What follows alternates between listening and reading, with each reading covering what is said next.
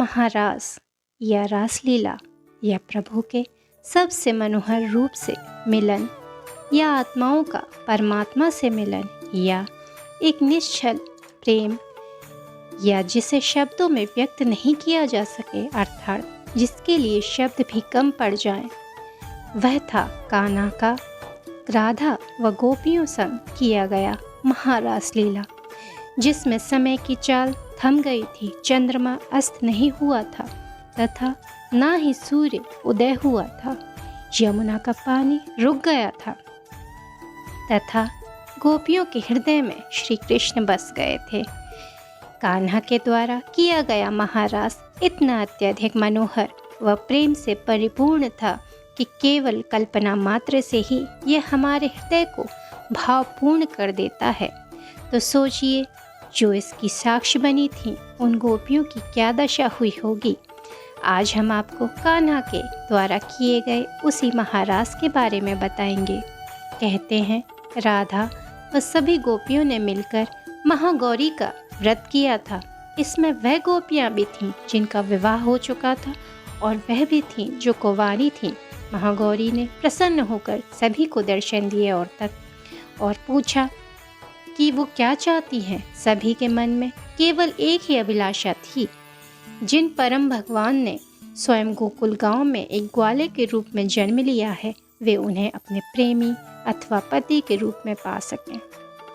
महागौरी ने सभी के हृदय की बात को जान लिया तथा आशीर्वाद दिया कि आज से 3 माह के पश्चात चैत्र मास के शुक्ल पक्ष की शरद पूर्णिमा की मनोहर रात्रि को उन्हें अपना मन वांछित वर की प्राप्ति होगी। यह कहकर महागौरी अंतर ध्यान हो गईं। उसके बाद गोपियों के लिए 3 मास का समय व्यतीत करना बहुत कठिन था। वे जो भी कार्य करती उनका मन केवल कान्हा में ही होता। सभी का मन उस रात्रि की प्रतीक्षा कर रहा था। यह मनोदशा ऐसी थी कि जैसे मानो किसी अपने से विरह की होती है। चेतना में, स्वप्न में सभी को कान्हा की छवि ही दिखाई पड़ती थी। इसी प्रकार 3 मास का समय व्यतीत हो गया और शरद पूर्णिमा की वह मनोहर रात्रि आ गई। उस समय चंद्रमा अपने पूर्ण में निकले थे तथा अपने दिव्य प्रकाश से मथुरा के जल को और निर्मल कर रहे थे। वनों में सुंदर पुष्पों की सुगंध लहरा रही थी। तितलियां और भंवरे विचरण कर रहे थे तथा गोपियां अपने काम में व्यस्त थीं कि अचानक कान्हा ने यमुना किनारे 3 मास के पश्चात मधुर ध्वनि में बंसी बजाना शुरू कर दिया। उस समय कोई गोपी सो रही थी तो कोई भोजन कर रही थी, कोई गाय का दूध दुह रही थी तो कोई चंद्रमा को निहार रही थी। अचानक से कान्हा की बंसी की मधुर ध्वनि हवा के साथ बहती हुई गोपियों के कानों तक पहुंची तो सभी की धड़कनें मानो थम सी गईं।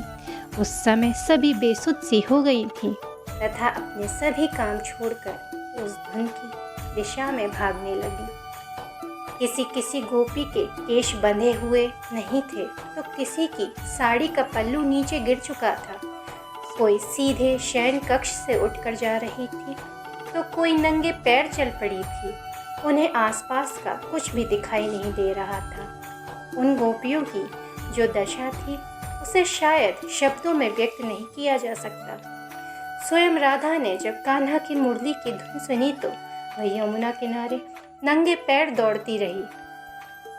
उनके मार्ग में एक विषैला सर्प बैठा था, लेकिन राधा कान्हा के प्रेम में ऐसी खोई थी कि उन्हें वह सर्प भी दिखाई नहीं पड़ा। वह केवल कान्हा की बंसी की दिशा में दौड़े जा रही थी।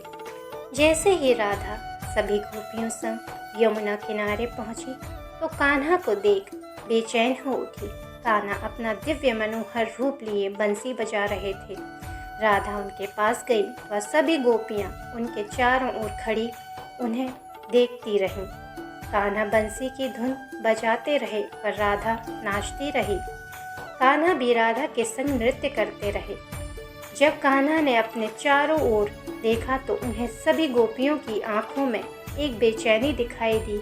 ये सभी उन्हें पाना चाहती थीं, वह उनके साथ नृत्य करना चाहती थीं। कान्हा ने जब सभी गोपियों की इच्छा पूर्ण की तथा अपनी माया के प्रभाव से गोपियों की संख्या के जितने कान्हा का निर्माण कर दिया।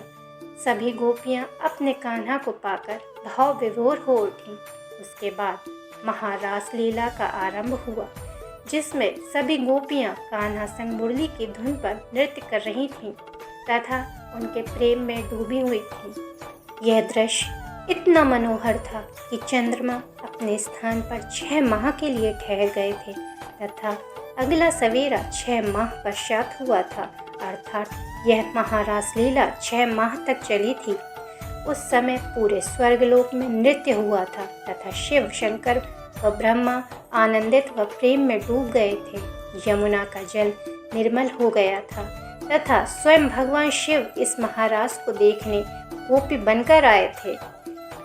इस प्रेम रस से मिले आनंद को शायद ही संपूर्ण रूप से विश्व की किसी भी भाषा के शब्दों में व्यक्त किया जा सके, क्योंकि यह केवल और केवल कान्हा को अपने हृदय में पाकर ही अनुभव किया जा सकता है। बांसुरी की धुन पर गोपियों को अपने पास बुलाकर भगवान श्री कृष्ण द्वारा प्रत्येक को अपनत्व का एहसास कराने वाली लीला महारास का इतिहास ब्रजभूमि की दिव्यता और पावनता पर अमिट छाप छोड़ती है। कामदेव का अहंकार चूर करने के लिए किया गया महारास कान्हा के जीवन का वह अभिन्न हिस्सा है जिसके बिना राधा कृष्ण के प्रेम की कल्पना अधूरी रह जाएगी। यह महारास लीला गोवर्धन पर्वत के पास बसे परसौली गांव में श्री कृष्ण ने अपनी गोपियों के साथ किया था। दिव्य स्थलों से सजी ब्रज वसुंधरा का हिस्सा परसौली सारस्वत कल्प की वही पवित्र भूमि है जहां प्रभु ने गोपियों के साथ 6 महीने की रात्रि का निर्माण कर महारास रचाया था। प्रत्येक गोपी की इच्छा थी कि शरद पूर्णिमा पर धवल चांदनी में प्रभु सिर्फ उसके साथ नृत्य करें। एक रूप में गोपियों की इच्छा पूर्ण न होते देख कृष्ण ने गोपियों की गिनती के अनुसार ही रूप धारण किए और सभी को अपने सानिध्य का एहसास कराया। बाकी सभी लीलाओं को रास का नाम दिया जाता है, जबकि सिर्फ इसी लीला को महारास की पदवी प्राप्त है। बलभद्र कान्हा से बड़े होने के कारण महारास में शामिल नहीं हो सकते थे। बलदाऊ गोवर्धन पर्वत के ऊपर खड़े हो गए और महारास का दर्शन करने लगे। इसी दौरान किसी गोपी की नज़र पड़ी और उसने आवाज़ लगाई, देखो तो बलदाऊ खड़े हैं। गोपियाँ जैसे ही देखने लगीं तो बलदाऊ शेर का स्वरूप धारण कर बैठ गए और सभी भ्रम समझकर फिर रासलीला में लग गए। यह भी मान्यता है कि नारद जी महारास की लीला को देखने को इतने उत्सुक थे कि नारदी रूप में गोपी बनकर लीला में प्रवेश कर गए। भगवान शिव नारायण के भक्त हैं और वे भी अपने आराध्य का महारास देखने के लिए इसमें शामिल होने के लिए अधीर हो रहे थे, लेकिन उन्हें गोपियों ने यह कहकर रोक दिया कि इस महारास में श्री कृष्ण के साथ सिर्फ गोपियां ही आ सकती हैं। इसके बाद अपने आराध्य के इस अद्भुत पल का साक्षी बनने के लिए भोलेनाथ ने गोपी का रूप धारण किया था और महारास में शामिल हो गए थे। महादेव का ये रूप गोपेश्वर महादेव के नाम से प्रचलित हुआ और वृंदावन में आज भी महादेव का यह मंदिर मौजूद है। यहाँ महादेव का 16 श्रृंगार किया जाता है। कहा जाता है कि श्री कृष्ण के महारास का मनोरम दृश्य इतना मनमोहक था कि पूर्णिमा की रात 16 कलाओं से आभूषित चंद्रमा इस दृश्य को ही एक टक निहारते रहे। वे इस महारास में इतने खो गए कि 6 महीने तक सुबह नहीं हुई। 6 महीने तक चंद्रमा से द्रव्य रूपी अमृत की बरसात हुई। उससे सूर्यश्याम चंद्र सरोवर का निर्माण हुआ। ये सरोवर गोवर्धन धाम से करीब 2 किलोमीटर दूर परसौली में स्थित है। गर्ग संहिता में चंद्र सरोवर का विशेष महत्व बताया गया है। कहा जाता है कि इस सरोवर में आचमन करने से भगवान का आशीर्वाद प्राप्त होता है।